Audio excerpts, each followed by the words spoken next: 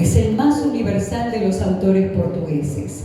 Símbolo de la ciudad de Lisboa, sus textos están traducidos a más de 40 idiomas. Es leído y estudiado en todo el mundo. Escritores, poetas lo admiran. Su obra, vasta y muy variada, suscita continuamente nuevos proyectos de investigación. Jerónimo Pizarro de Colombia, Cao Gagliardi de Brasil, Antonio Sáenz Delgado de España y Santiago Kovadlov de Argentina se dedican desde hace mucho tiempo al estudio y divulgación del poeta portugués. Las invito a tomar ubicación una vez más. Tengan la gentileza de silenciar los celulares. Damos inicio a la presentación Fernando Pessoa Internacional con la moderación y presentación de la escritora argentina Bettina González. Bienvenidos, Bettina, tenés la palabra, los recibimos con un aplauso.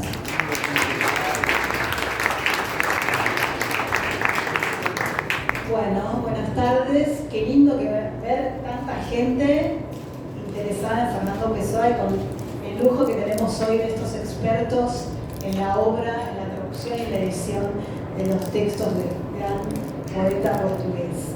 Voy a presentar a nuestros ponentes y les vamos a pedir primero que ellos hablen un poquito de su trabajo en torno a la obra de Fernando Pessoa. Después yo voy a hacer algunas preguntas y por supuesto quedará un ratito de tiempo para que ustedes también, si quieren, pregunten al final. Entonces, hoy nos acompañan Antonio Sáenz Delgado, que es catedrático de la Universidad de Évora, donde es responsable por la Cátedra de los Estudios Ibéricos. Es autor de Pessoa y España, es crítico literario del periódico El País. En 2008 recibió el premio Giovanni Pontiero de traducción literaria y en 2014 el premio Eduardo Lorenzo de estudios ibéricos. Quiere decir que cada uno de estos señores tiene un currículum tan extenso que estoy teniendo que seleccionar apenas una cosita para decir. Caio Gagliardi, profesor de literatura portuguesa en la Universidad de São Paulo, donde coordina el grupo de investigación de estudios pessoanos, investigador visitante en diversas universidades europeas que componen Extrañar Pessoa de la Universidad Nova de Lisboa. Su libro más reciente, que me encanta, y quiero que hable de esto porque todavía no se publicó, es Fernando Pessoa, ironista. Está todavía por publicarse. Y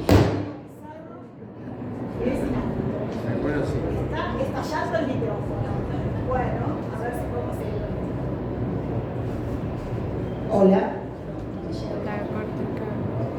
Jerónimo Pizarro, profesor, traductor, crítico y editor, responsable de la mayor parte de las nuevas ediciones y nuevas series de textos de Fernando Pessoa, publicadas en Portugal desde 2006. Profesor de la Universidad de los Andes, titular de la Cátedra de Estudios Portugueses en el Estudio Camões en Colombia. Edita y revisa Pessoa Plural, el Journal of Fernando Pessoa Studies. Por último, Santiago Kovadlov, no sé si necesita que lo presentemos, filósofo argentino, ensayista, poeta, autor de relatos para niños y traductor de literatura de lengua portuguesa. Es autor de la primera traducción completa del libro del desasosiego, reeditado en este mes de abril por la editorial Planeta. Integra la Academia Argentina de Letras y la Academia de Ciencias Morales y Políticas. Miembro correspondiente de la Real Academia Española y de la Academia Norteamericana de Lengua Española. Como muchos saben, es colaborador permanente del diario La Nación. Bueno, ya los he presentado y ahora les voy a dar la palabra para que más o menos ellos hablen unos 5 minutos cada uno, 10 minutos de su trabajo en relación a la obra de Pessoa. Antonio, te doy la palabra entonces. Hola, muy buenas tardes a todos, a todas. Me van a permitir que antes de empezar, mejor para empezar, lo hago con una cita del cómico mexicano Cantinflas. En una de sus películas está enfrente de un auditorio y comienza con esta frase genial. Dice: antes de empezar a hablar me gustaría decir unas palabras. Pues yo antes de empezar a hablar también me gustaría decir unas palabras brevísimas, que es para agradecer a la delegación de Lisboa y a la Casa Fernando Pessoa la invitación para estar aquí. Es siempre un placer regresar a Buenos Aires. En mi caso, mi trabajo de investigación y de traducción tiene que ver con la relación entre Fernando Pessoa y España. Cuando se habla de la relación de España con Portugal, con cualquiera de sus autores, con su literatura, con su arte, siempre se habla de dos universos desencontrados, de dos universos de dos vecinos que no se llevan bien, que no tienen interés uno por el otro, España altiva que desdeña Portugal, Portugal quisquillosa que tiene suspicacias, que teme siempre la acción de Castilla, de España, y mi trabajo se ha centrado un poco en intentar desmontar de alguna manera a partir de Pessoa, desmontar esta idea fundacional y que forma parte de las culturas peninsulares sin duda alguna. Un poeta portugués de mediados de la segunda mitad del siglo XX, Rui Belo, que vivió en Madrid algunos años, escribió una frase que realmente dicta muy bien esa realidad. Rui Belo escribió una frase que es: Madrid es una de las ciudades del mundo más lejanas de Lisboa. Y el escritor y director de cine Luis Buñuel, al que todos conocen, escribió sobre Portugal la siguiente frase: Portugal es un país que para los españoles está más lejos que la India. Es decir, entre España y Portugal parece siempre que se ha instalado una especie de fantasma que tiene que ver con lo kilométrico, con la distancia, con la imposibilidad de tocar con la mano, de alcanzar una realidad que está muy al lado, que representa a otro diferente de nosotros. El caso de Fernando Pessoa, en este caso, nos sirve como un ejemplo paradigmático para, de alguna manera, ayudarnos a desmentir este tópico tan arraigado en nuestros imaginarios culturales. Porque Fernando Pessoa, el anglófilo Fernando Pessoa, que tuvo un interés relativo por la cultura española, por todas las manifestaciones que tenían que ver con el país vecino, que nunca visitó España, salvo, en fin, de adolescente, una pequeña escala de barco, de tránsito en las Islas Canarias. Es decir, ese mismo Fernando Pessoa, sin embargo, alcanzó a tener su primer poema traducido en la lengua española y en España. Se tradujo en 1923, cuando él era un joven, se tradujo ya un poema suyo en España. Y en España también se publica la primera monografía crítica sobre Fernando Pessoa en 1955, la primera monografía crítica fuera de Portugal. Es decir, esa España que nunca mira para Portugal, que parece como que está permanentemente mirando por encima del hombro a Portugal, y también es verdad que lo hace. Sin embargo, estuvo muy atenta a esa recepción, a esa primera oportunidad de encontrar en Fernando Pessoa a Fernando Pessoa. Lo que es muy curioso de esta historia es que esta España que intenta mirar por primera vez a Fernando Pessoa no lo hace curiosamente en primera instancia desde Madrid, no lo hace desde la capital de esa Castilla a la que tanto temía Fernando Pessoa en algunos de sus textos. El enemigo secular de Portugal es Castilla, como todos sabemos. No lo hace desde ahí, sino que la primerísima recepción de Pessoa en España, las primeras veces que aparece el nombre o que se refiere la existencia de ese escritor, se hacen desde Cataluña y desde Galicia, desde la periferia de España. Algo así como si España, en su concepción plural, tal y como la entendemos o tendemos a entenderla cada vez más, fuese un cuerpo con varios heterónimos. Algo así como si España fuese el ortónimo y después Cataluña fuese una especie de Álvaro de Campos vanguardista, como si el País Vasco fuese una especie de Ricardo Reis más tradicional, y como si Galicia fuese el poeta estoico y de la naturaleza Alberto Caeiro.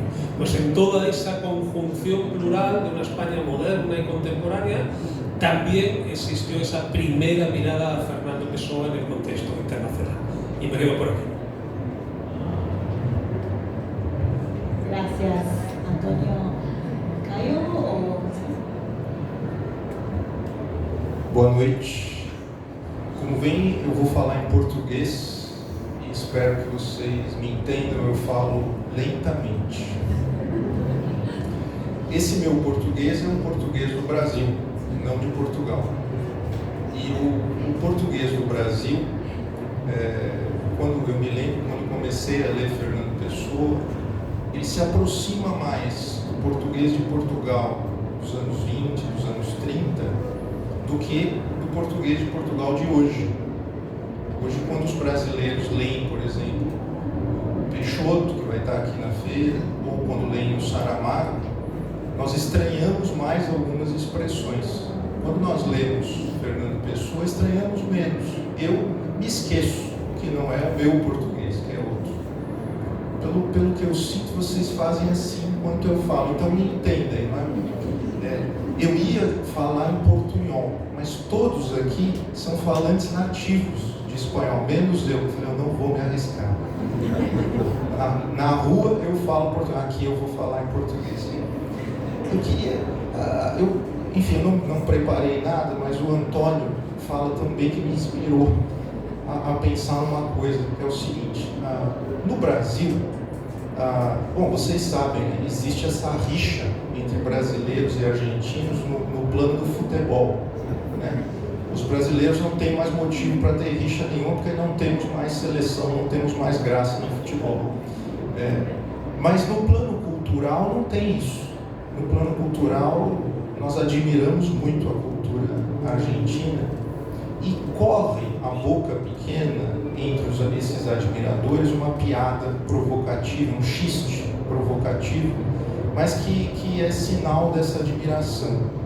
Se diz assim que, bom, o Jorge Luis Borges, esse não conta, porque esse é inglês, né?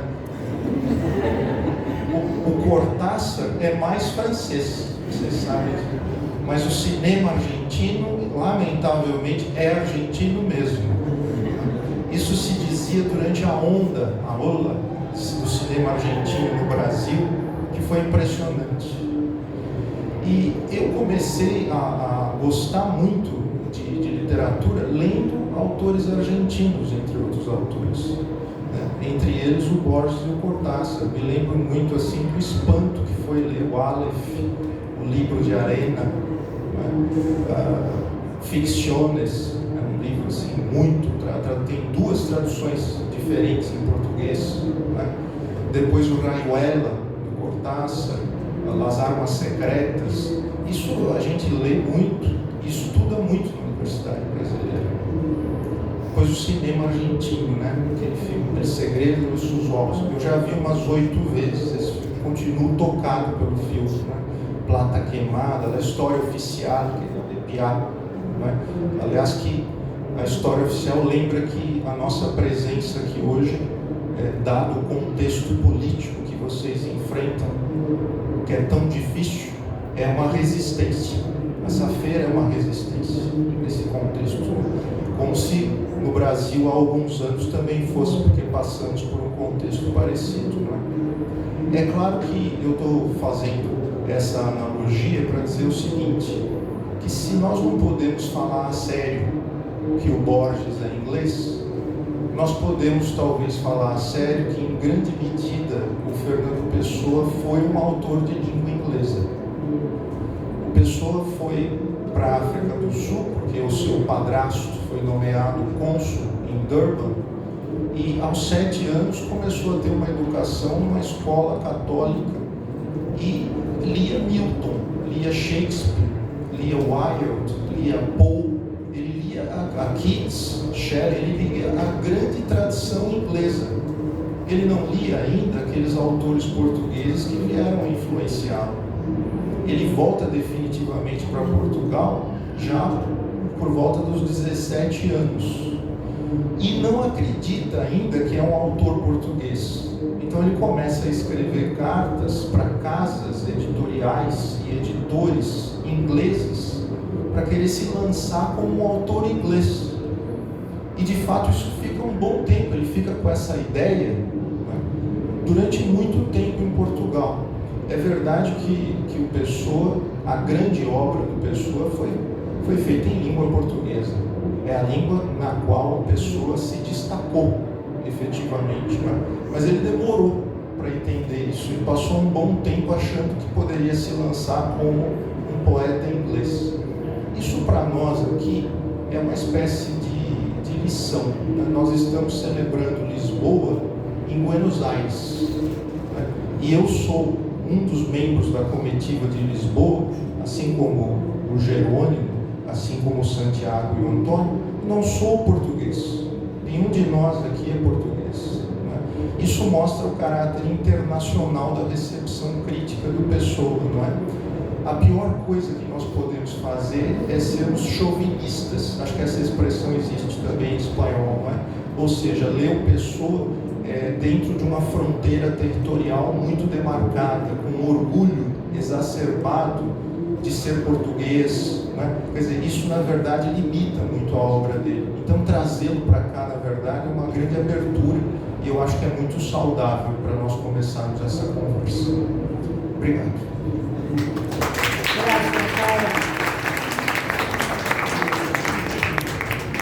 Bueno, muchas gracias a quien modera, a quienes están en la mesa, a quienes vinieron, por la invitación.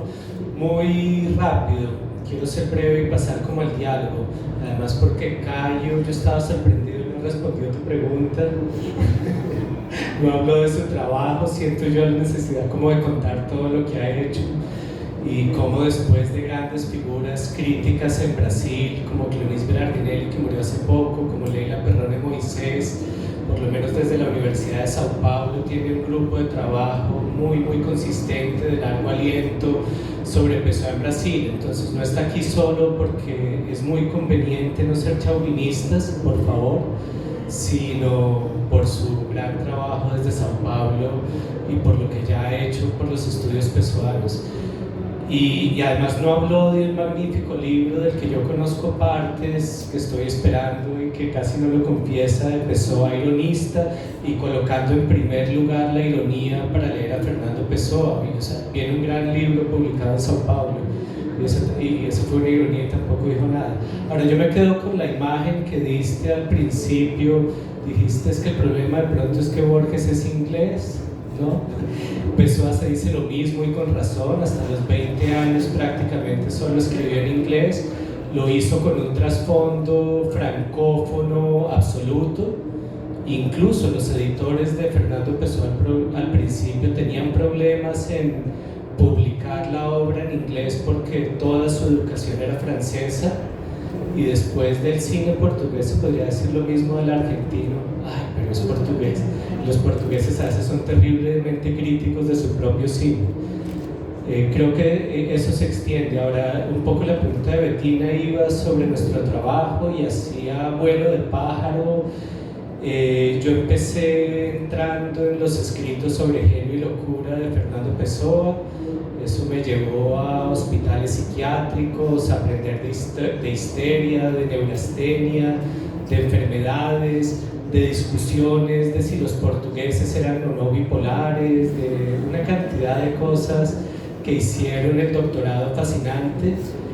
En su momento en la Casa Pessoa fue uno de los jóvenes que escuchaba a Santiago Kovadlov cuando iba invitado a conversar a Lisboa, y ese fue mi inicio. Yo empecé por algo que parcialmente en español está en escrito sobre genio y locura de Acantilado, después así rápidamente un trabajo que no ha llegado a español pero que para mí fue muy importante, la revisión de las vanguardias, y porque casi todo el trabajo que yo he hecho es sobre vanguardias.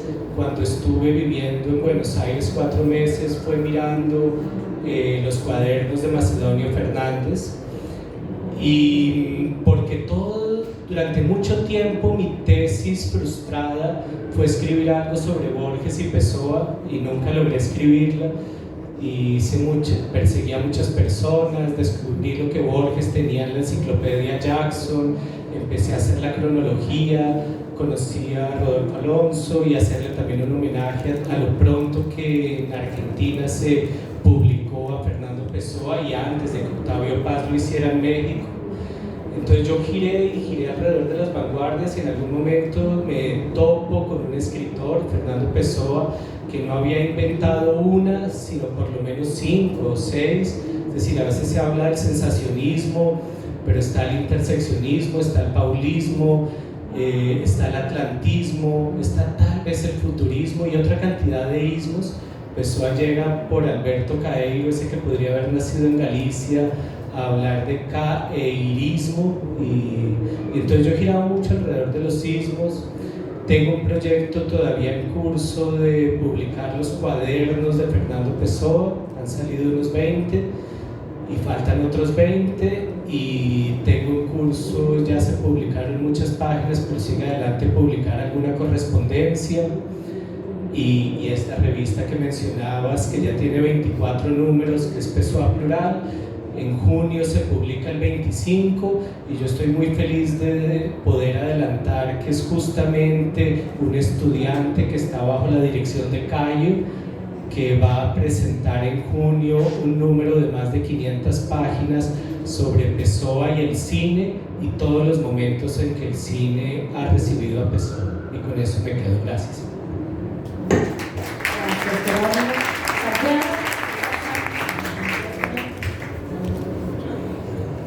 Bueno, buenas noches. También, ante todo, mi gratitud a quienes han hecho posible este encuentro, a la Casa de Fernando Pessoa y a Portugal por habernos brindado a Pessoa.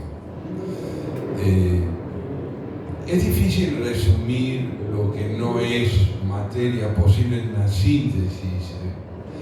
Yo puedo contarles a ustedes algunos aspectos de la significación que para mí ha tenido Fernando Pessoa sin poder disociarlo de mi propia vida.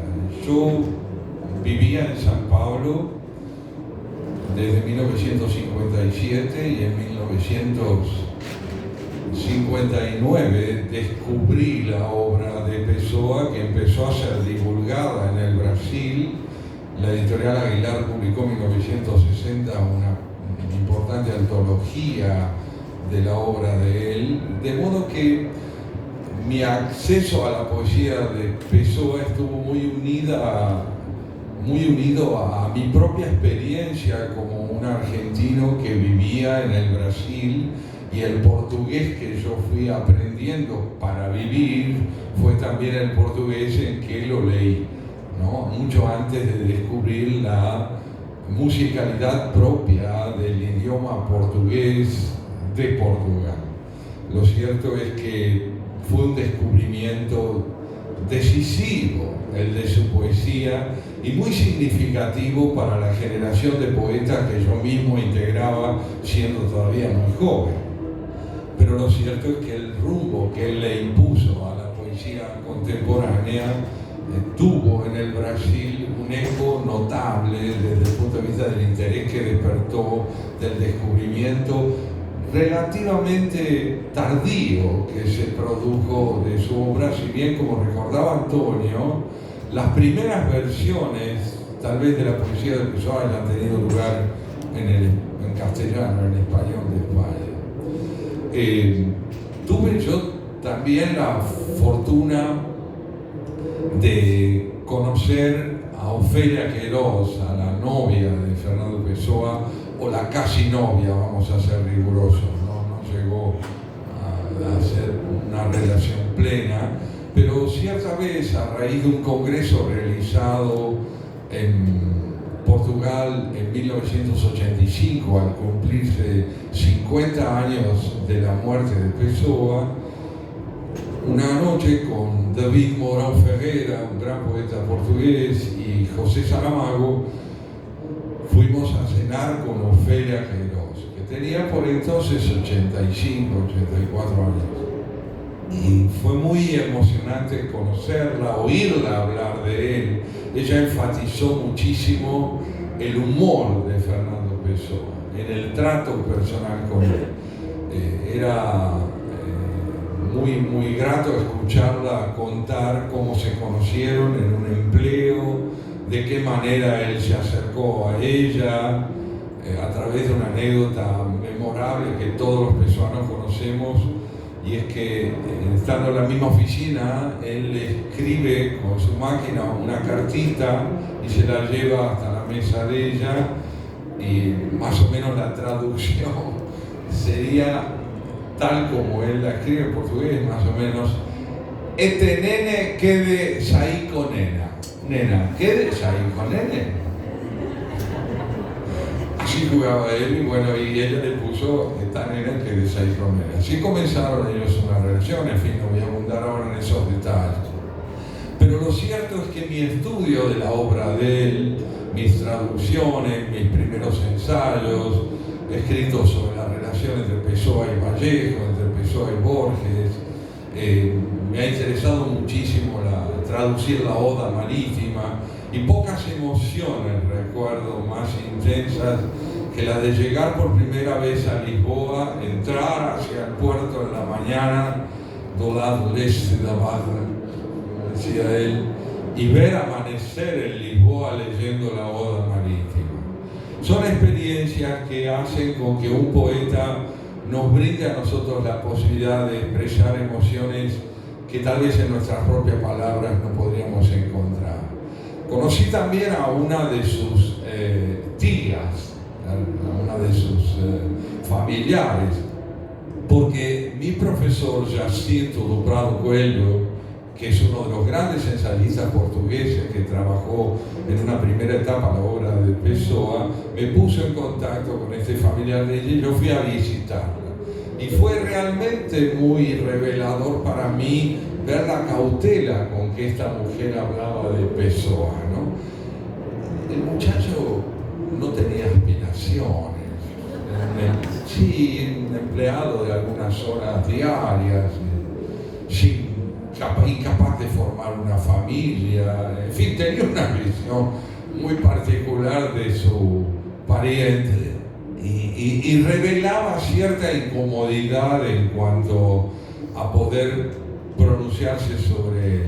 Y hay un libro muy interesante de la relación entre Pessoa y su sobrina, ¿no? Que era para ella una persona, para él era una persona muy querida, él jugaba mucho con ella, cuando se hartaba de las relaciones con los presuntos adultos que lo rodeaban, Pessoa aprendía a reunirse con su sobrina y jugaban a la peluquería, por ejemplo, ¿no? Él la peinaba.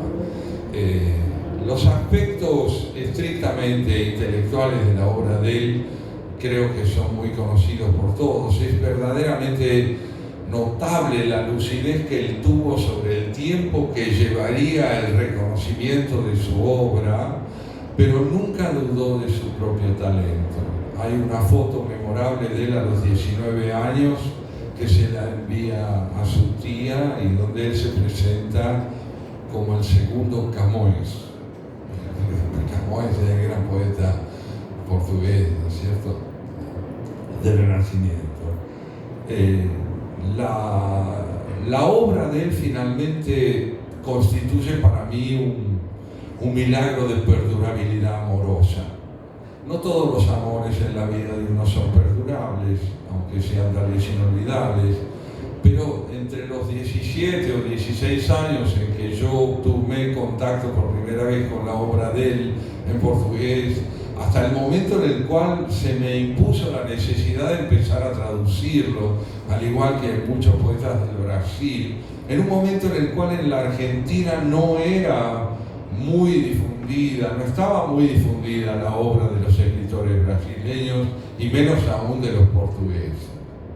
Lo cierto es que, así como en un momento fui aprendiendo portugués y conociendo a Pessoa en el Brasil, así a medida que recuperaba el castellano al volver a vivir a la Argentina, sentí la necesidad de empezar a traducirlo. Y quiero terminar esta primera aproximación biográfica, porque no es otra cosa, que diciéndoles a ustedes que la noche anterior al día en que yo iba a iniciar la traducción del libro del desasosiego, soñé que él me preguntaba a mí si yo estaba preparado. Ahora es curioso, sí. Él era un hombre más bien bajo, poco más bajo que yo, digamos, pero en mis sueños yo lo miraba alzando mucho, mucho los ojos.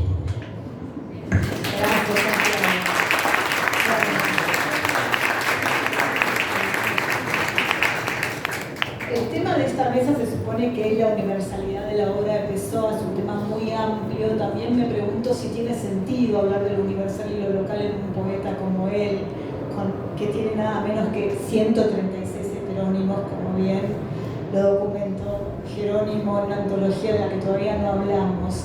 Entonces quería preguntarles, creo que todos en la sala quieren oír hablar de los heterónimos, algo queremos que nos cuenten de esos 136, la mayoría conocemos a Caeiro, a Ricardo Reis y a Álvaro de Campos, pero bueno, para iniciar un poco la conversación es si hay algún heterónimo que ustedes consideren más universal que el resto, más fácil en el sentido de la traducción en el léxico, si pensamos en lo local o en lo universal, y que por ahí relacionarlo un poco con la recepción que ha tenido la obra de Pessoa en sus países.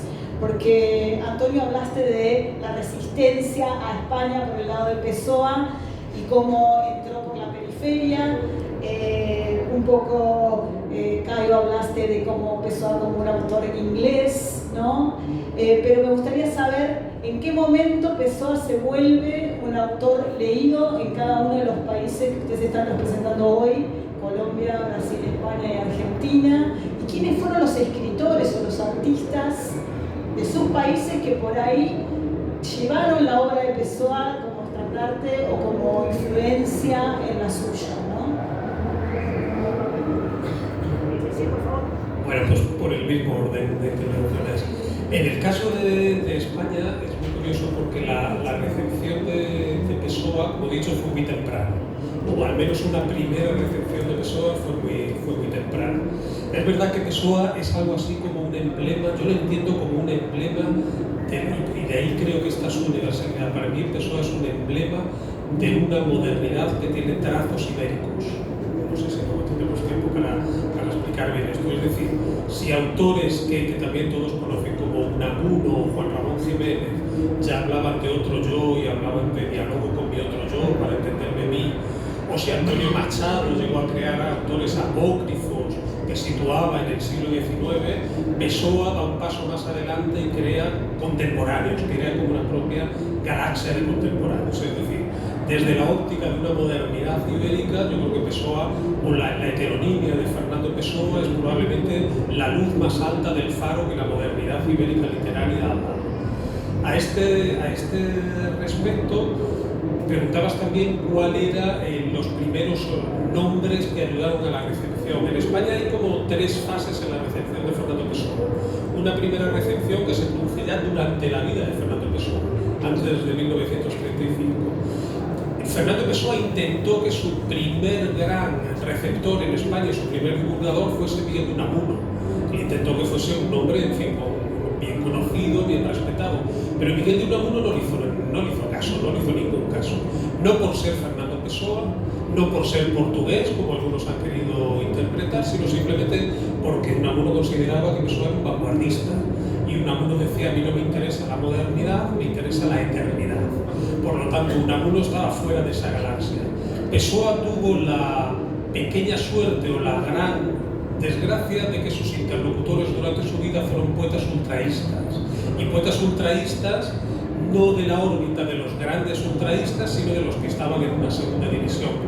Poetas andaluces, Adriano del Valle, Rogelio Buendía, Isaac del Mato Villar, fueron los autores con los que tuvo una primera recepción. Poetas que hoy no encontramos en ninguna librería ni siquiera de España. Están en las bibliotecas entre el polvo de los libros acumulados hace mucho tiempo. Ellos protagonizan la primera recepción. Hay una segunda recepción muy interesante que se realiza durante el franquismo y es de algunos escritores franquistas, algunos escritores próximos a la dictadura franquista, que toman a Fernando Pessoa como algo así como un emblema de modernidad. Esto de la heteronimia, ellos lo interpretan en una clave de panhispanismo, como si también ya existiese, hay alguno que reivindica a San Juan de la Cruz como el primer inventor de heterónimos, y lo interpretan en esa clave. Y una tercera recepción, de la que en fin, todos disfrutamos hoy en día, comienza yo creo con dos nombres fundamentales. Uno es Ángel Crespo, el poeta Ángel Crespo, que a finales de los años 50 traduce ya la poesía de Alberto Caeiro, en el año 57, y después el nombre que hace que Fernando Pessoa sea Fernando Pessoa en España es Octavio Paz. Es el mexicano Octavio Paz, en su antología de los primeros años de los 60. Es muy curioso porque los dos poetas probablemente más divulgados de la poesía portuguesa internacionalmente en el siglo XX, en la primera mitad del siglo, es un poeta hoy desconocido, un simbolista llamado Eusebio de Castro. Un poeta que hoy ni siquiera se estudia casi en Portugal. Durante toda la primera mitad del siglo XX es el poeta portugués más divulgado internacionalmente. Y llega a España, a pesar de que vivía en Coimbra, que está a 100 kilómetros de España, llega a España a través de América, llega a través de Rubén Darío y de Leopoldo Lugones. Y con Fernando Pessoa en la segunda mitad pasa algo parecido, llega a España y se convierte en una voz completamente, en fin, venerada en el contexto hispánico, sobre todo a través de Octavio Paz. Y gracias a esos grandes nombres continuamos hoy pues, pudiendo traducir, pudiendo divulgar, pudiendo estudiar a Fernando Pessoa. Mala suerte los franquistas, ¿no? O sea, que los tomaron los franquistas a Pessoa. Y quedé pensando en San Juan de la Cruz, que también, qué relación rara, ¿no? El primer creador de Terónimos, al menos no como Harold Bloom, que piensa que Pessoa todo lo sacó de Whitman, ¿no? Claro, solo en 30 segundos. Lo que hacen los poetas franquistas, esto no está demasiado estudiado, pero lo que hacen es, por supuesto, malinterpretar, calumniar y aprovecharse de la figura de Fernando Pessoa para convertirlo en uno. Es decir, para aprovechar el espejo de la dictadura de Salazar también como un poeta que pudiera representar una especie de modernidad ibérica que al franquismo le interesaba tener. ¿Le interesaba por qué? Porque estaba culturalmente, España estaba en bancarrota absoluta. Es decir, la inmensa, la gigantesca mayoría de los intelectuales españoles habían abandonado España. Entonces a los pocos que quedaban le interesaba coger algunos modelos, apropiarse de ellos, manipularlos, sin duda, como hacen con Pessoa, para convertirlos en una pequeña guía.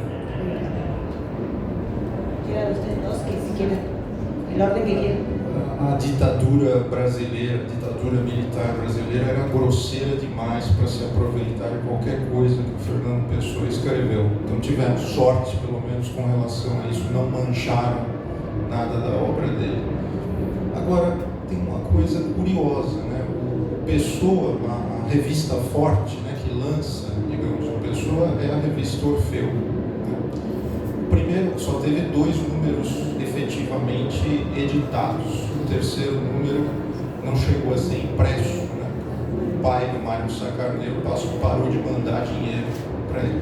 No Brasil nós falamos patrocínio, pai-trocínio, que é o patrocínio do pai, não é do Sá Carneiro. Mas o curioso é que essa revista foi planejada no Brasil. Né? Ela foi planejada em Copacabana. Né? O Ronald de Carvalho estava lá com o Luiz de Montalvor e a ideia surge ali.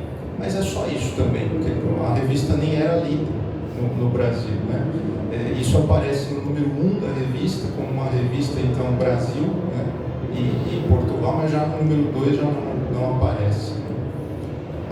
Respondendo a sua pergunta, o Pessoa ele começa a ser mais lido, né? Porque ele era um pouco lido. Ele era lido. A Cecília Meirelles conhecia o Pessoa através da revista Presença. Por exemplo, a revista Presença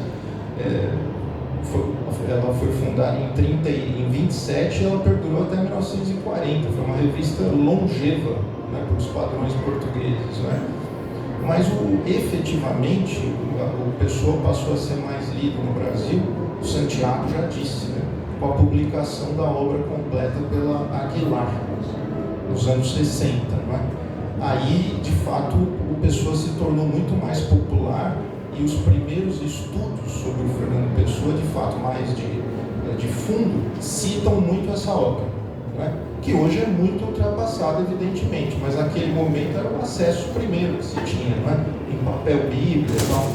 Todos nós temos essa obra em casa. Hoje ela é caríssima, né? Mas na época, sim, ela era mais corrente. E só podia sair no Brasil, efetivamente. Tem isso também. Mas depois há um boom do Fernando Pessoa nos anos 80. Né? Esse é o momento que, efetivamente, assim, houve uma verdadeira onda de leitura do Fernando Pessoa com o surgimento do livro do Desassossego, né? Em 1982. Então, o Pessoa é um autor assim, espectral, é um fantasma na literatura. Porque ele tinha morrido em 35, vem toda aquela literatura portuguesa do século XX, assim, né, que vinha tentando superar, digamos assim, a influência a partir do diálogo com a pessoa, e aí aparece o livro do Desassossego, que parecia ser muito mais inovador do que muita coisa que tinha sido publicada antes dele, imediatamente antes dele. Então é terrível para os portugueses lidar com Pessoa, porque quando parece, né, que aquilo já acalmou, ele ressurge, né? um dos culpados é o Jerônimo, que não para de publicar o Pessoa, ele encontra as coisas, né? E essas coisas são inquietantes, né? Essa onda, então, houve uma onda muito forte nos anos 80 e depois, mais recentemente, já nos anos 2000, com essa nova geração de críticos equidóticos, né? do Pessoa, que passaram a reeditar a obra dele com muito rigor, né? Isso é muito comum. Agora, no Brasil, há uma coisa chamada vestibular. Isso tem aqui na Argentina, esse exame para entrar? Não tem, né? Para entrar na universidade, né? É diferente, né? Vocês imaginam, o Brasil tem 200 milhões de habitantes, né? É um verdadeiro continente, né? Então esses exames vestibulares são gigantescos, né? E eu dou aula na Universidade de São Paulo, existe um exame que é o da FUVEST, que acho que é o maior que existe. E a FUVEST faz uma lista de obras obrigatórias, umas 10 obras. Quase sempre Fernando Pessoa está nessa lista de obras. Você deixa que eu falo, eu entendo mais o Brasil do que você. O Jerônimo, eu encontro mais o Jerônimo que alguns colegas meus da USP, porque ele está sempre lá no Brasil. Mas é verdade o que ele me falou aqui, eu acho que vocês não ouviram, né? A Mensagem, que é o único livro que o Pessoa efetivamente publicou em vida, aparece muito nesse vestibular da FUVEST. Mas aparece também os poemas completos de Alberto Caeiro. Uma vez uma editora pediu para que eu editasse o livro, porque, enfim, a editora fica rica com isso. Ela passa a vender esses livros e os alunos têm que ler. E caiu também num vestibular da Universidade Estadual de Campinas, que é muito grande essa universidade também, a peça do Pessoa, um marinheiro. Eu até também fiz uma edição do teatro do Pessoa. Assim. Mas nunca cai o Álvaro de Campos. E menos ainda o Ricardo Reis. O Ricardo Reis não vai cair nunca. Né? Por quê? Porque ele é muito... Pensar que se exiliou ao Brasil. É muito pouco acessível, né? Embora o Ricardo Reis tenha sido enviado para o Brasil, mas o Saramago já lidou com isso no ano da morte de Ricardo Reis, né? Mas o Ricardo Reis é muito mais inacessível no seu trabalho de recuperação da cultura clássica para um jovem de 17 anos, né? Isso é muito desafiante, né? E a obra do Álvaro de Campos é uma obra mais extensa. O livro de poemas do Campos, ele não é exatamente um livro, né? Ele vai ser uma compilação desses poemas. Ao passo que Mensagem pode ser lido como um poema único, né? E os poemas, o Guardador de Rebanhos, né, que é parte da obra do Caeiro, também funciona muito bem como um poema único, coeso e coerente. Então, respondendo a sua pergunta, Betty, esses são os textos mais lidos por causa do vestibular. Não é? Os jovens leem muito mais isso. Em outros países é o livro del desasosiego, o que chegou mais massivamente, não? Pero bueno, a ver qué pasó en Colombia, ¿no? No, y esta vez voy a ser yo el que no te responda. Me imaginé, nadie quiere responder. Parcialmente, y además porque ya no podía volver a interrumpir acá. Me regañaron una vez. Mi punto es que de hecho, y volviendo a lo de antes, conviene mucho evitar todo tipo de chauvinismos, y ojalá lo digamos hoy duro y fuerte en Argentina. Pero ¿a dónde voy yo? A que muchos brasileños dicen, y a mí no me molesta, aunque sí tengo un pasaporte portugués, a mí no me molesta, dicen Pessoa es más brasileño que portugués, o asumen que es brasileño, lo leen como brasileño y lo han introducido dentro de su canon. Y yo voy mucho a Brasil, es verdad, y lo presentan y lo leen y les gusta sentirlo como brasileño. A mí eso no me incomoda ni cinco y me parece muy bien. Y eso, digamos, es un peso grande que tenemos. Y el problema es que casi siempre se lee Mensaje, que se ha creído que es el libro más nacionalista, y sea el vestibular de Brasil, sean las pruebas semejantes en Portugal, siguen sin colocar realmente el desasosiego, incluso hace poco en Portugal lo retiraron y uno dice, ¿por qué ese mensaje que es como esa exaltación de la historia patria de Portugal y no de Brasil, o no totalmente, y por qué ese libro más nacionalista y no el Desasosiego, que justamente tuvo ese boom a partir de la publicación, la primera en 1982 y después en muchos países, incluido Argentina? Después decía Antonio, y yo ahí solo complemento, yo estoy de acuerdo con que hay una cuestión muy ibérica en Pessoa, pero pues también digamos inglesa, italiana, pensando en Pirandello.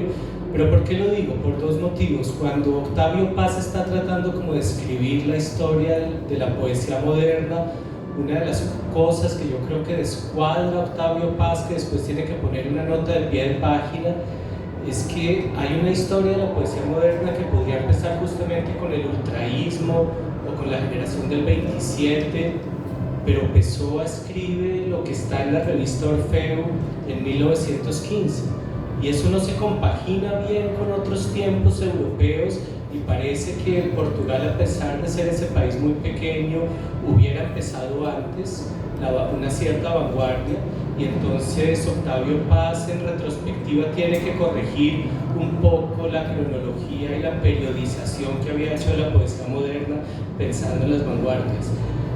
Y ya para cerrar, no evito completamente Colombia, pero a mí una de las cosas que le agradezco a Pessoa es que me ayudó a redescubrir la poesía colombiana y dos poetas contemporáneos de Pessoa. Entonces, se dice que Pessoa tuvo 3 heterónimos, o que eran 4, que es la idea de George Steiner, los 3 principales y Pessoa. Porfirio Barbajacó era fundamentalmente Porfirio Barbajacó y 3 grandes figuras. Y después el otro gran poeta colombiano contemporáneo de Pessoa, que también en 1915 publica su propia versión de la revista Orfeo, que es Panidas, es León de Grave. Y León de Grave, según un poeta colombiano que es Darío Jaramillo, que hace el censo de sus personajes imaginarios, llegó a tener más de 100. Entonces, si hay un poeta parecido en lengua española, incluso en Colombia lo hemos estudiado con Álvaro Mutis, pero si hay algo parecido a Pessoa cuantitativamente, es León de Grave, es colombiano, es contemporáneo de Pessoa, y su revista vanguardista es de 1915 y prácticamente en el mismo mes de la revista Orfeo. Y entonces también podemos, digamos, mirar en ese sentido hacia América Latina, y después buscar un poco también la revisión a partir de Pessoa, tal vez de la poesía argentina. Curioso, una cosita, lo que acabas de decir de Octavio Paz y que no le cuadraba, como si Portugal se hubiera adelantado. Pessoa mismo en Eróstrato considera que Portugal es la nación que creó la universalidad y la modernidad. Eso es muy intrigante, ¿no? Es tema para otra cosa, pero bueno, ahí estaba. Y en el Reina Sofía hace poco hubo una exposición muy importante sobre Pessoa, y la vanguardia portuguesa en la exposición de Reina Sofía parece ser la vanguardia casi de Europa. No sé si estás de acuerdo. Sí, claro. Bueno, en relación a la Argentina, hay que recordar que la labor de Octavio Paz fue simultánea con la de un gran traductor argentino que fue Rodolfo Alonso. En los años 60, Alonso, un hombre que dominaba muy bien el gallego, la lengua gallega. No sé si sabía el portugués como lengua autónoma independiente del gallego, pero sí tuvo la virtud enorme de ser uno de los primeros que introdujo en el país, a través de sus traducciones, buena parte de la obra de Fernando Pessoa, editada por Fabril, por la editorial Fabril, en una colección memorable de poetas que debe su existencia a otro gran poeta que fue Aldo Pellegrini, el autor de la antología de poesía surrealista más interesante que se publicó entre nosotros. También es cierto que ha habido un gran traductor mexicano, además de Octavio Paz, que fue Carlos Montemayor. Carlos Montemayor tradujo la Oda Marítima en una de las primeras versiones que yo conocí en español, muy bien, pero en la Argentina se renovó generacionalmente el papel de la traducción de su obra. En este momento, digamos, la tarea de Cohen, por ejemplo, fue fantástica. El novelista ha hecho un trabajo formidable. Y en cuanto a tu pregunta, Bettina, sobre cuál de ellos es más difícil de traducir, son inescindibles. Yo creo que la riqueza primordial de la obra de Pessoa proviene de la fascinación que genera el juego entre ellos, las discusiones entre ellos, el tema de la versatilidad que cada uno de ellos potencia como posibilidad de ser reconocido en el otro, a ese creador de lo que él llamó un drama en gente, no un drama en actos, sino un drama en gente. Es decir, cada acto era uno de sus personajes o de sus personas otras, como él las llamaba. Yo creo que más allá de la evidente dificultad que puede encerrar la traducción de la poesía de Reis o la poesía del propio Pessoa por su apego a la purificación y la incidencia de la tradición latina en el caso de Reis, no es nada fácil traducir al que parece el más fácil de ellos, que es Alberto Caeiro. Porque además, como recuerda Pessoa, Caeiro escribía mal en portugués y hay que poder traducirlo mal. Digamos, el juego que propone Pessoa en relación a Caeiro es que sus dificultades con la lengua portuguesa, de algún modo, en su propio idioma, le infunden una singularidad que es muy difícil de traducir al castellano, porque hay que saber escribir muy bien mal, como escribía Caeiro. Esto es uno de los temas. Sin duda alguna, yo como traductor he experimentado la evidencia, la he tenido, de que la divulgación del libro del desasosiego ha sido muchísimo mayor que la recopilación de su poesía, propiamente dicha. Yo traduje la poesía édita de Pessoa durante su vida, o sea, lo que él llegó a publicar, ¿no?, en distintos medios. Santiago, vos decís que Caeiro era difícil es uno de los más difíciles de traducir por esto de que hablaba mal el español. Creo que, Antonio, vos tradujiste la poesía de Caeiro también, ¿no? O sea, sí. Puede haber un diálogo interesante, ¿verdad? Sí, yo he traducido poesía de los heterónimos y el libro del desasosiego también. Yo, de cualquier manera, lo que me resultó personalmente más complicado de traducir fue el libro del desasosiego. El desasosiego me dio más trabajo que traducir los heterónimos. Pero bueno, yo creo que todo dependerá también del tipo de traductor que cada uno es. Yo creo que el traductor, independientemente del trabajo puramente lingüístico, tiene también cada traductor una poética propia. Y tal vez por eso sí.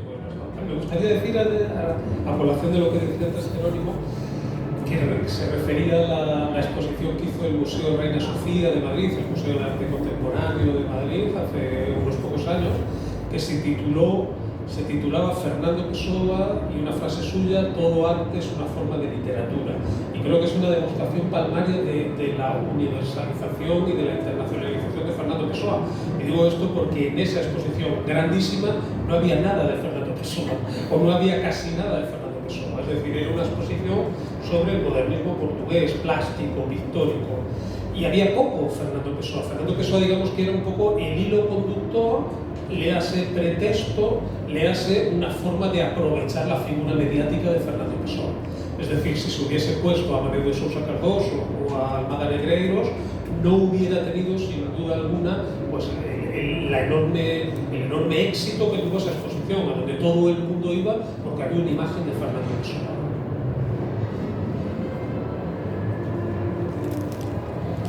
Bueno, nos quedan 5 minutos. ¿Alguien quiere en el público hacer alguna pregunta? Sí.